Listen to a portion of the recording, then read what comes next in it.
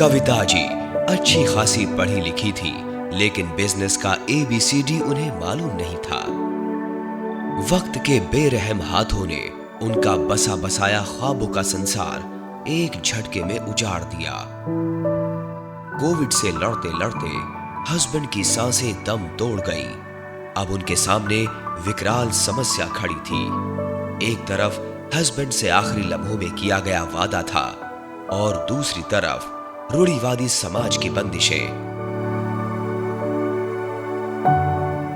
नहीं पता था कि जिस दिन हमारी शादी हुई उसी दिन सर मुझे छोड़ के चले जाएंगे। सेम डे सेम मंथ सब कुछ सेम। और जब उनको शायद ये लगा कि मैं जा रहा हूँ या कोई आया है लेने के लिए, इस तरह से उन्होंने जो वर्ड बोले उस टाइम, मेरा ऑफिस और मेरा बेटा, तो मैंने हाथ पकड़ के बोला कि ठीक है सर, मैं आपके ऑफिस और आपके बेटे का दोनों का ध्यान रखूँगी। उनके सपने को लेकर उनके बेटे को बड़ा करने के लिए मैंने अपने आप को इस इंडस्ट्री में इस लाइन में लाके खड़ा किया। भारत के मध्यम वर्गीय समाज में आमतौर पर ऐसे मौकों पर घर के बड़े फैसला करते हैं कि क्या करना है और क्या नहीं करना है।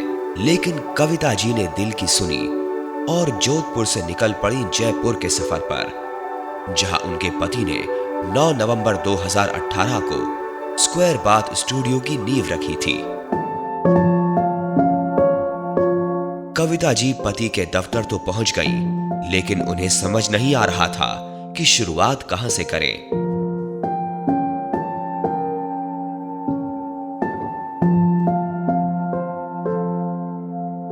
हम लोग बहुत बच्चे और सभी स्टाफ वगैरह बहुत सैंटी से थे कि सर के बिना हमारे लिए ये सब संभव नहीं है। बट हमने सबका एक दूसरे का हाथ पकड़ा और मैंने बोला नहीं, हमें करना ही होगा, तुम्हारे लिए, अपने लिए, सर के लिए, नाम बचाने के लिए, कैसे भी इसको चलाना ही है। बहुत मुश्किल हुई सब कुछ करने में, कुछ नहीं आता था, कुछ पता नहीं था कि क्या करना है, कैसे करना है। मैंने अपने आप को स्टाफ के साथ कवर किया कि मैं उनके साथ शुरू से मतलब एक पर्ची निकालने से शुरुआत करी कि आप मुझे पर्ची बना के दो, मैं नीचे से सामान निकालूंगी। वक्त पल पल पर उनका इम्तिहान ले रहा था। कभी वो डर जाती थी कि शायद उनसे नहीं हो पाएगा, लेकिन ऐसे मौके पर उन्हें अपना आखिरी वादा याद आता था तो दोबारा दोगुनी ताकत के साथ खड़ी हो जाती थी और पति की तस्वीर को देखकर मन में संकल्प लेती थी कि मैं तुम्हारे सपने को मरने नहीं दूंगी। माइंड में इतना उधेड़-बुन थी कि सर चले गए, लाइफ पार्टनर नहीं है, कुछ बोले कि नहीं हो पाएगा। मार्केट में भी बहुत सारी बातें हो गई कि नहीं होगा, बहुत सारे टेक ऑफ करने के लिए आ गए इसको। बट रोज रात को वही होता था कि नहीं कर पाऊंगे, फिर सुबह उठ के वही जोश होता था कि मुझे करना है। समाज के सामने मुझे अपने आप को प्रूफ करना एक बहुत बड़ा चैलेंज था, क्योंकि मैं जिस बैकग्राउंड से हूँ, हम लोग बेसिकली चौधरी हैं, तो हमारे यहाँ पे बहुत रूढ़िवादी घूंघट प्रथा और ये वो कुछ बहुत सारे क्वेश्चन खड़े कर दिए। नहीं जाना है, बहू है, घर की इज्जत है, कैसे करेंगी जेंट्स के बीच में, हमारे लिए तो बड़ा दिक्कत वाला, हम लोग तो बहुत अंदर रहते हैं। अगर मन में संकल्प हो, जीतने की जिद हो, तो भला कौन हरा सकता है।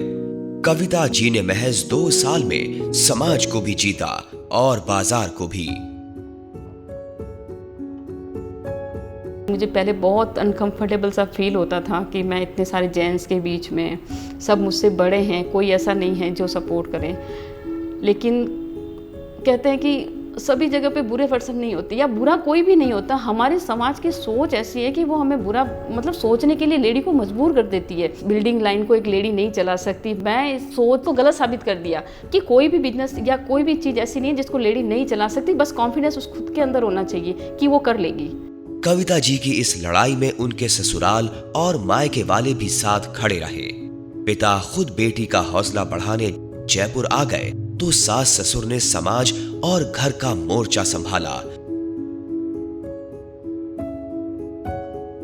हमने यही सोचा था कि इस बिजनेस को एज कंडीशन में स्टेबल रख देंगे, ताकि 5 साल बाद में मेरा भतीजा जो बड़ा हो जाएगा फिर वो संभाल लेगा। पर भाभी जी ने तो इसको और ही ऊंचाइयों पर लेके गए। तो हमें तो गर्व है कि हमारे भाभी जी ने बहुत ही ज़बरदस्त कर लिया इसको। मैं तो वंडर करता हूँ, इसने 15 दिन के अंदर अंदर इस व्यापार को संभाल लिया इसने। ये बिजनेस से भी बहुत कुछ आगे बढ़े और सेरा कंपनी को भी आगे बढ़ाए और महिला को ये प्रेरणा स्रोत बने।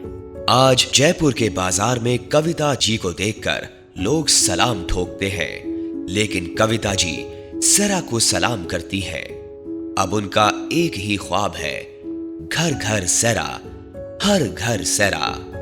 शेरा मेरे लिए मेरी पहचान है, आज की तारीख में पहचान है वो मेरी। यहाँ बैठी जब साल भर लोगों को ये लगा कि ये नहीं कर पाएंगे, हमारे पैसे डूब गए, मतलब ये, और आज की तारीख में वही लोग मेरे पीछे घूमते हैं। मैं उनको भाव नहीं देती, चाहे वो कितना ही बड़ा ब्रांड हो।